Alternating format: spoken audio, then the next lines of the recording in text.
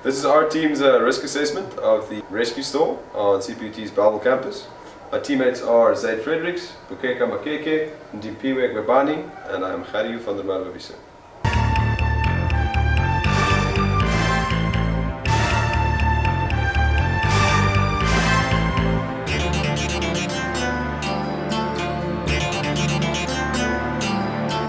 So, as mentioned earlier, we're going to be conducting a risk assessment of the rescue store at the CPUT Bellville campus. So, a risk assessment is defined as a systematic process of identifying risks and hazards in a workplace. Our goal is to then reduce or eliminate the potential risks that we identify.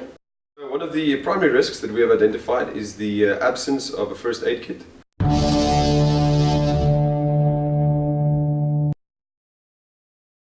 According to the Occupational Health and Safety Act, it is legislated that any kind of storage unit or a warehouse such as this containing potentially harmful materials must absolutely have a first aid kit. This can be remedied by placing a first aid kit in the rescue store.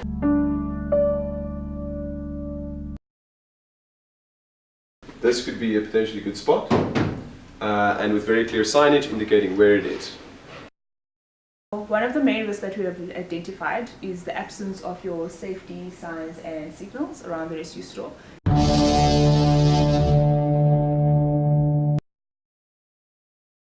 These safety signs are a way of communicating health and safety, therefore they should be visible, clear and easy to read around the rescue store.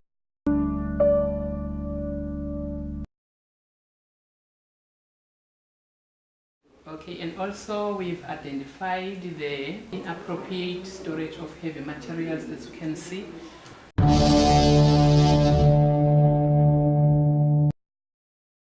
As you can see, materials like heavy materials, liquid chemicals and also the heavy containers. According to the Occupational Health and Safety, the heavy materials shouldn't be stored on top of the shelves or on top of the cabinet. They must be stored inside the cabinet or inside the shelves.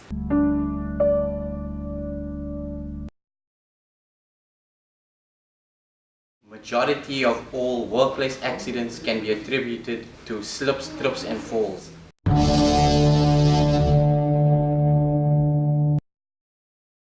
In accordance with the Occupational Health and Safety Act, all workplace walkways are to be clear of any obstacles or materials that may cause slips and resulting falls. Our suggested course of action is that all materials and objects stored on level ground is to be clear, allowing for free and safe movement in and around the rescue store.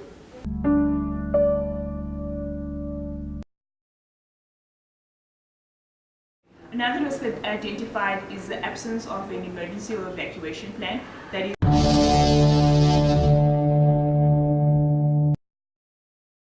So emergency or evacuation plans are put in place so that when an emergency should arise, that employees or whoever's in the rescue store is able to know what to do, which number, who to phone. We propose that an evacuation plan be implemented, or emergency numbers should be displayed in and around the rescue store so that anyone who is in here, should an emergency arise, knows who to contact with which numbers are. Another thing is the implementation of drills so that individuals that are constantly in and out of the rescue store know what to do in case of emergency, as well as the distribution of numbers such as your safety reps, your ambulance, your fire department, and these should be made easily accessible for employees that do have an access into the rescue store to know where to access them and when to get them and which numbers to phone in case of emergency.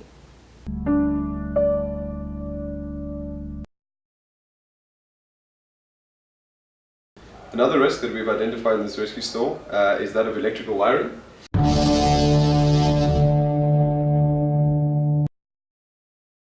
This would be a prime example of something which is not safe and can pose a risk in terms of a person could become shocked. It could cause an electrical fire with the rescue equipment that's stored around it. It's dry materials. Okay, so here we see another example of inappropriate electrical equipment. These radios seem to be charging as they plug in there when this store is closed and is not supervised. So unsupervised charging equipment, particularly with what appears to be a homemade wiring, we can see the tape there, and there seems to be some plastic glue there. This is also in contravention of the Occupational Health and Safety Act and must absolutely 100% be remedied for this area to be considered safe. It can be remedied by getting a qualified electrician do a survey of the entire storeroom and give a plan as to how it should be wired and how all wiring should be made safe.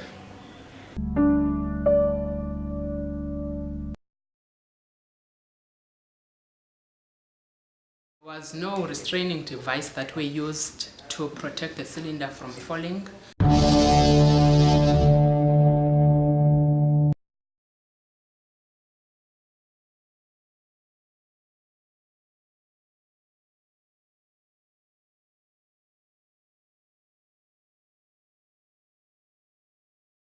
We recommend that the cylinder may be fastened appropriately.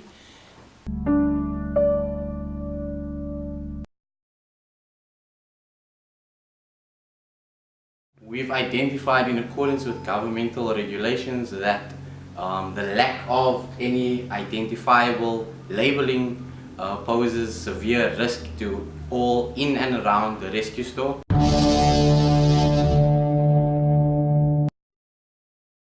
When packaging and storing hazardous chemicals, said as chemical substance is to be stored using appropriate bold and clear labeling, detailing all necessary information regarding the contents of the chemical container.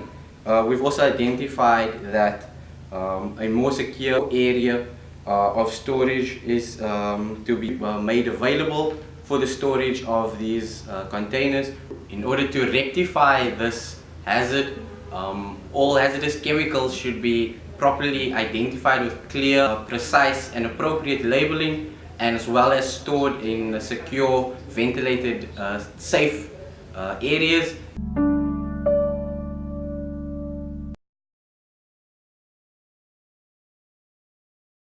Okay, one more risk we've identified. It's of a lesser severity, but can still pose significant risks in the long run if left untended. So if we look up here, we notice that there is certainly water damage to the ceiling.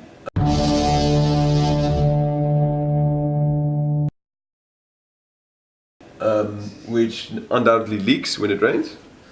And we furthermore, if you look down here, can see poor housekeeping. Equipment has not been stored properly. It's generally quite untidy, and we see wires sticking out there at the back. Now this falls under the housekeeping regulations of the Occupational Health and Safety Act.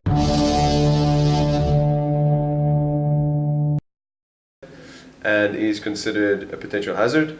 This can be remedied by simply having civilians repack and tidy up this area. The ceiling will most likely require some construction repairs.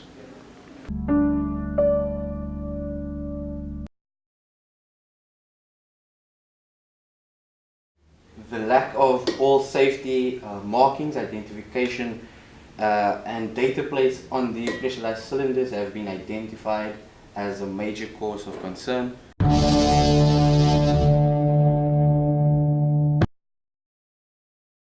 Major health risk to all employees in and around the rescue store. And a fixed data plate should be assigned to all pressurized equipment, detailing all the contents within these cylinders, as well as all pertaining information critical and important to the use and safety of these pressurized equipment. We suggest that these cylinders are marked for recertification, and appropriate personnel do this by fixing appropriate labeling as well as data plates to all pressurized equipment.